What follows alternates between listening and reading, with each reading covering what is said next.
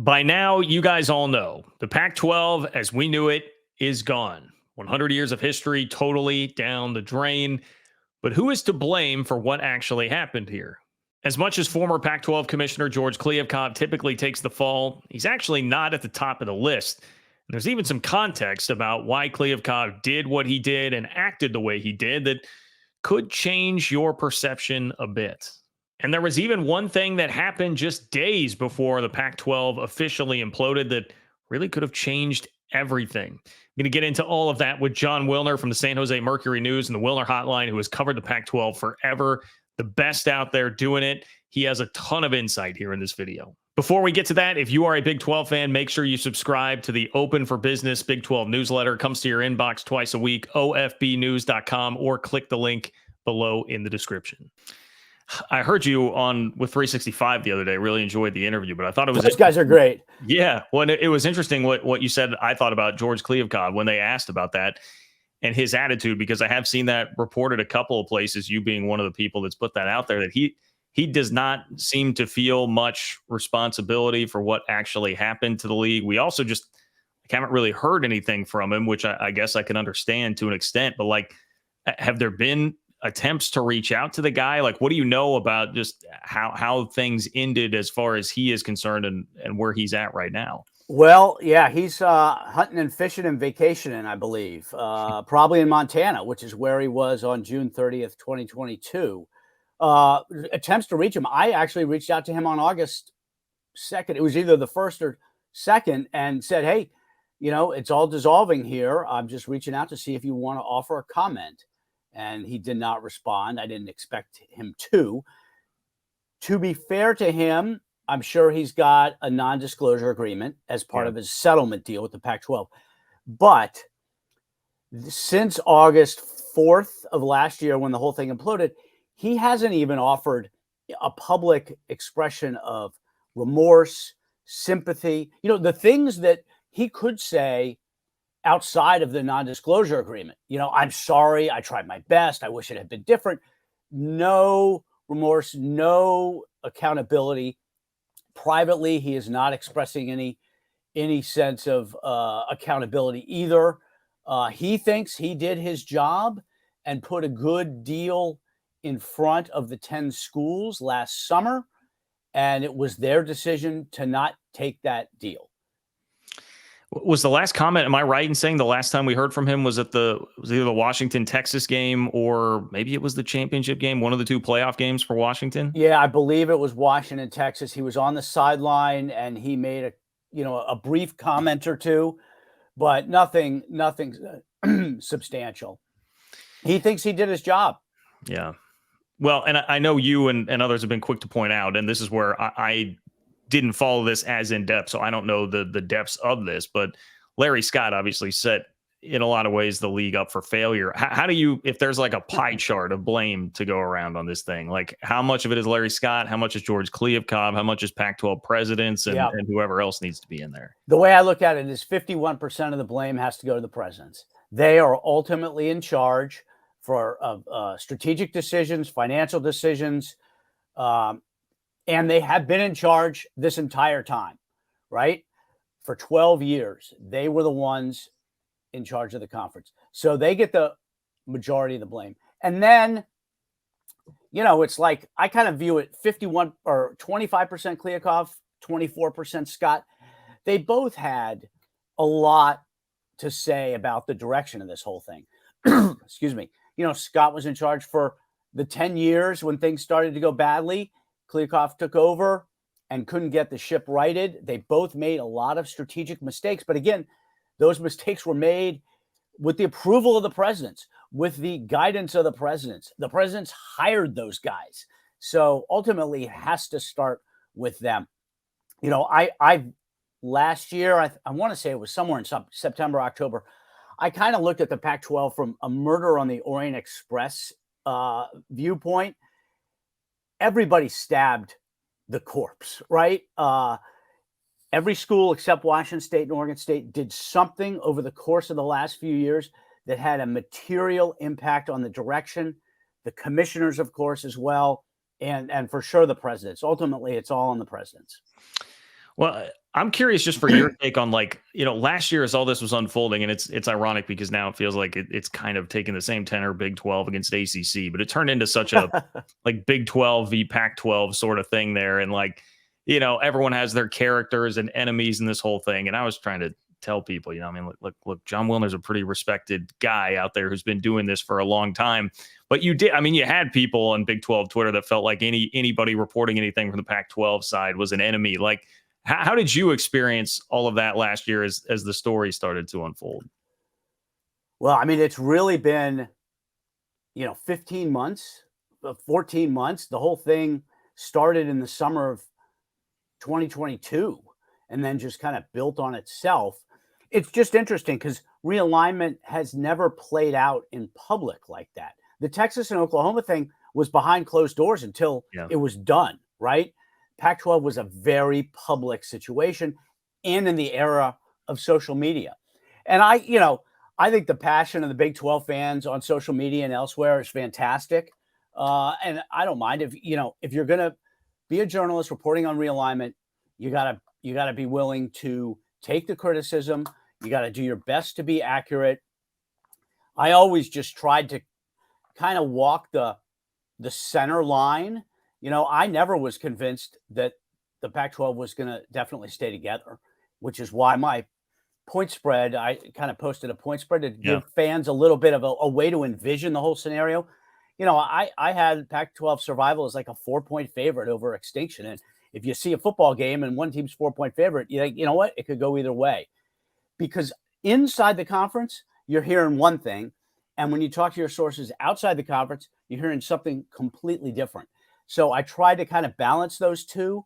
And ultimately, I thought the conference would survive because I didn't think the presidents would have the guts to blow it up, right? 100-year college sports institution with geographically, culturally, and academically aligned schools. And university presidents are inherently incredibly conservative. And I just thought, push comes to shove, they will find a way to stick together. It wasn't because I thought the Pac-12 was going to land a great deal. I always thought the Pac-12 and the Big 12 were basically valued the same way. And that turned out to be exactly right? The Big 12 is getting $31.7 million a year, and the Pac-12 was offered $30 million a year by ESPN. Of course, nobody knew at the time that ESPN had exactly what had happened with the ESPN $30 million offer and the Pac-12 coming back with 50. But ESPN valued them almost exactly the same, and they were. But ultimately, it didn't work out. And, I certainly, there's small things within that 13 months. You always look back at, I wish, I either hadn't reported that or had been able to include this piece of context. But I mean, overall, I don't really look back at the whole thing with any regrets. And I certainly totally get the criticism from Big 12 fans and the passion from Big 12 fans and the way the whole thing kind of unfolded on X. That just comes with the territory. Realignment is a very, very sensitive and passion generating topic. Is there anything that comes to mind that was like left on the cutting room floor last year? That's like a story or an anecdote that people would find interesting? Boy, it's hard for me to remember what has been reported and what hasn't been reported. Yeah. Without thinking it through, I still am kind of ethically bound by a few text interactions, phone calls, interviews that I've done that were, off the record that certainly would lend a lot of context to the situation, but I am not at liberty, including some with Kliavkoff. I am just not at liberty to divulge them, but they certainly would lend. I think a few of them would be eye openers for sure. But, a lot of realignment is done in secrecy, off the record. It's very complex. It's different than everything else, right? About college sports. It's not like where's the quarterback going to sign or is offensive coordinator getting fired? It's not like that because it involves the network executives and the presidents and the trustees, people who are outside of the normal machinery of college sports that reporters don't deal with usually. And it can be very difficult to figure out what's true and what's not true. Yeah. Well, you mentioned like the message being different when you would talk to people inside the league Yeah. Oh, versus yeah. outside the league. Like, how much of an issue do you think was? I mean, was that George himself just being too rosy about what was going on and kind of, lack of a better term, almost like leading on some of the presidents in there? Like, how much of an issue do you feel like that was in the end?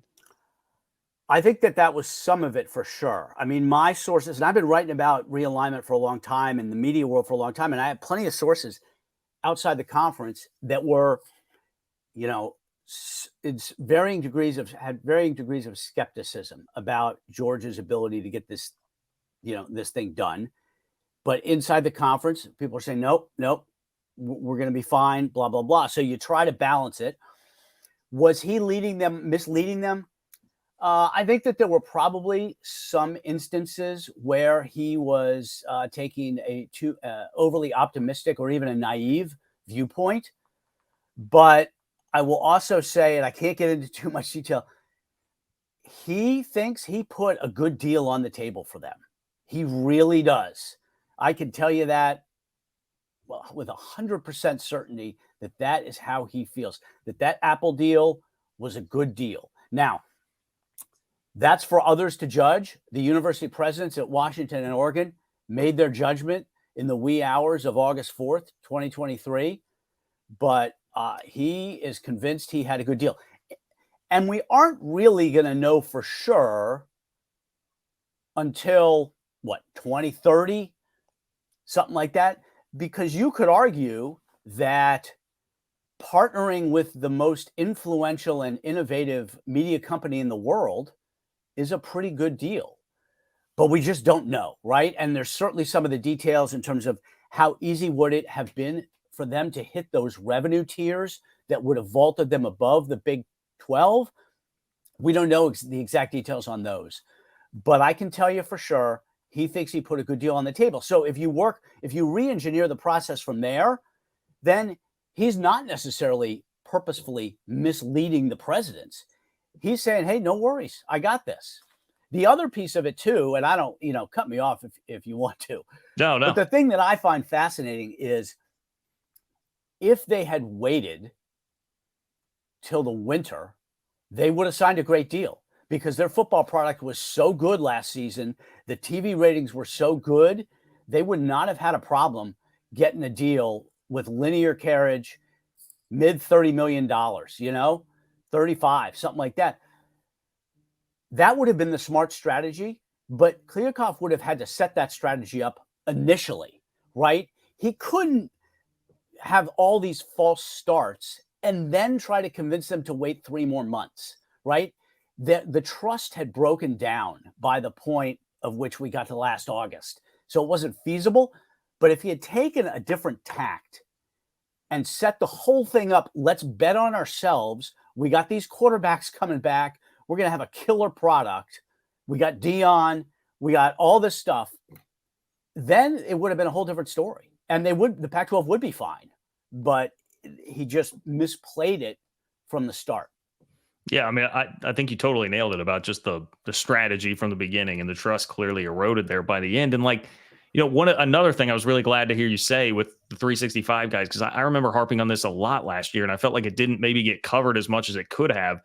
But one of the things that really struck me where I started to turn like, man, I don't know if this guy actually has it, because why would you say this, is when he said we're going to catch the Big Ten at one point financially. Oh, yeah, that's right.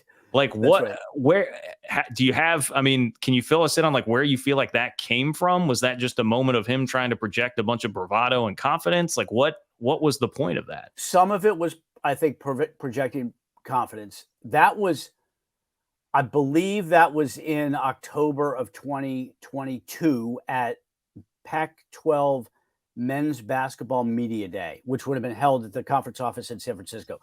I'm not 100% sure, but I'm pretty sure that is when he said it. And at the time, in the fall of 2022, things looked different, right? The conference, whether the campuses believed it or not, he had good reason to think UCLA was going to be pulled back by the UC Regents. He was working on a deal to get UCLA to stay. And if you project what was in the Apple deal out at the best case scenario, it's either the second or third revenue tier would have put the Pac-12 up to somewhere around $50 million a year if they had hit the subscription totals. That would have been in year 4 or 5 of the Apple deal. But that's, I think, was also part of his thinking. How easy they could have met those subscription totals, I'm not sure. But that was part of it as well. Got it. Yeah. And now that you say that, I do actually. I think I remember you outlining that at the time too. There was a lot of talk, even within the Regent circles, that UCLA was going to be forced to reverse course. They were going to have to give UCLA a better deal, right? It was going to go. They were going to have to revert to an unequal revenue sharing model. And ultimately, that did not go over well with other schools, especially Oregon, understandably so. Yeah. But that was the plan. And that took so long.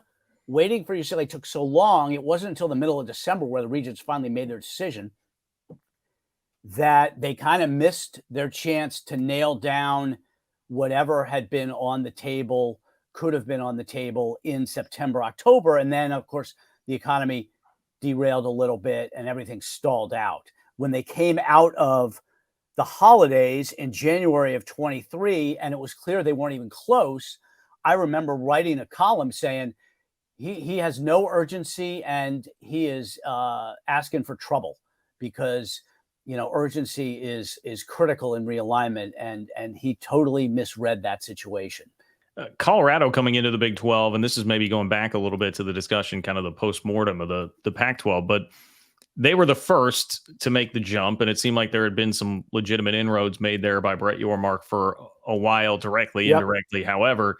And maybe some of that, too, is the fact that they were once upon a time in the conference. But is there a world where if Colorado had been more patient, that there was a better chance of Oregon and Washington deciding to stay put, or was it seriously all just going to flip as soon as Oregon and Washington made that decision that night? Well, and you remember I referenced the murder on the Orient Express deal where everybody stabbed the body. Well, Colorado, the knife Colorado threw was taking the Big 12's offer.